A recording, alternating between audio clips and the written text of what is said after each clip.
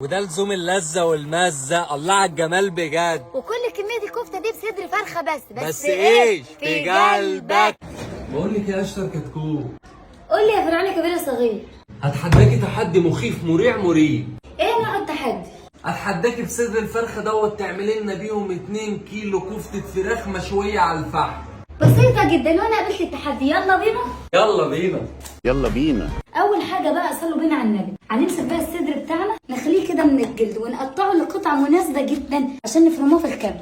نمسكه بقى نفصله العظم كده عن الجلد ونطلعه. انا عايزة اللحمة بس، عايزة اللحم الابيض الجميل اللي انتوا شايفينه ده. ابتدي كده افصله بالسكينة جامد واطلعي كده ده لوحده ده لوحده. ده ملوش لازمة دلوقتي، لو عندك شوية شوربة ممكن تحطيهم فيه. هنمسكه بقى الجزء ده وهنمسكوه نقطعه كده لفصوص ونجرحها قسمة كل قطعة مثلا ل3 حتت بالشكل ده. التانية نفس الموضوع.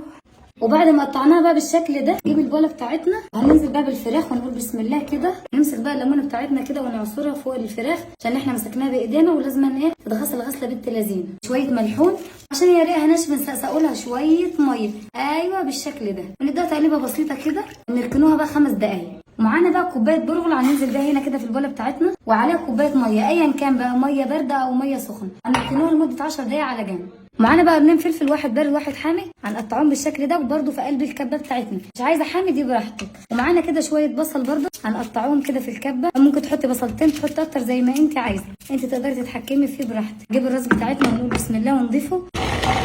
بعد بقى ما فرمناهم ناعم هننزلهم كده في المصفى ام عيون ضيقه دي، هننزله فيها كده البصل بتاعنا كله عشان يصفي ميته. ونضيف عليهم بقى شويه ملح عشان ينزلوا الميه بتاعتهم. نركنهم 5 دقايق. نصفي بقى الميه الوحشه اللي على الفراخ دي كده. بسم الله الرحمن الرحيم. خليش بقى عليها ولا نقطه ميه من دي خالص عشان الميه دي زفره وريحتها وحشه جدا. نفتح عليهم بقى شويه ميه نضاف. خديه بقى واحده يمين في شمال وشمال في يمين وفوق وتحت تحت وفوق. اديله اديله لحد ما تاخد على عينيها. نعمله ايدينا مصفى كده وننزل بقى كل الميه اللي فيها بالشكل ده. معانا بقى عود كزبره هنخلطه كده، مش لازم تنعميه وعشان كده هنحطوه في الكبه برضه، او اي خضره عندك ممكن تقدري تحطيها. ومكان بقى البصل اللي احنا فرمناه هننزل بقى بالفراخ بتاعتنا ونحط الغطا ونجيب الراس وان شاء الله تكون في قلب بعضها. حط اللايك بقى. بعد ما اتفرمت معانا بقى هننزل عليها بالبصل. ننزل كده واحده واحده بالبصل وبالخضره كذلك وفرميها تاني في الكبه. نجيب البرغل بتاعنا ونصفيه كده في المصفى وننزل كل الميه اللي فيه كويس عشان نضربوه كمان في الكبه. الكبه بتاعتي اتملت فانا قصت نص الكميه هنا وهننزل مكانها بالبرغل الكبه كده عشان ينعم معايا وما يبانش فيه ولا يبقى ليه طعم. اضربي بقى لحد ما تنعميه خالص ما عادش يبان.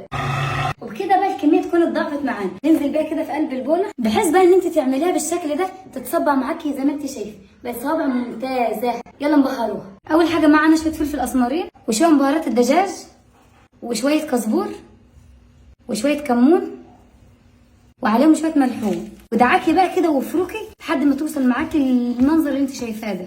وطبعا انا عشان كنت كفتاجي قديم فاصبع كفته الفراخ. نبل ايدينا كده في ميه البصل ونمسكه كده حته 4 صوابع دول والصبع التاني بيسندهم بس كده بالطريقه دي. مش عارف انا عامل صح ولا غلط بس مش مهم. وبعدين ننزله بالصبع على الشبكه. نقول من تاني عشان اللي ما حضرش الدرس الاولاني. نحط ايدينا في ميه البصل ونمسكه حته كفته فراخ من اللي احنا عاملينها دي نحطه السيخ فيها كده اهو بال4 صوابع دول. قربي كده بالطريقه دي بس كده طلعت بالشكل الجميل ده. وبعدين نرصوها.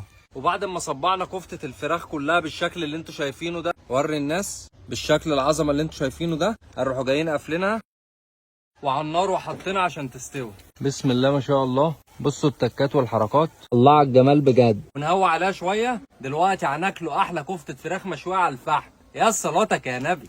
وبالشكل دوت تكون استوت. ودي احسن كفته ممكن تاكلوها على الفحم في حياتكم. بس ايش في قلبك. ولو عجبكم الكفته اللي احنا عملناها دول ما تنسوش لايك والكومنت والشير واتمنى لنا من قلبكم الخير. سلام عليكم.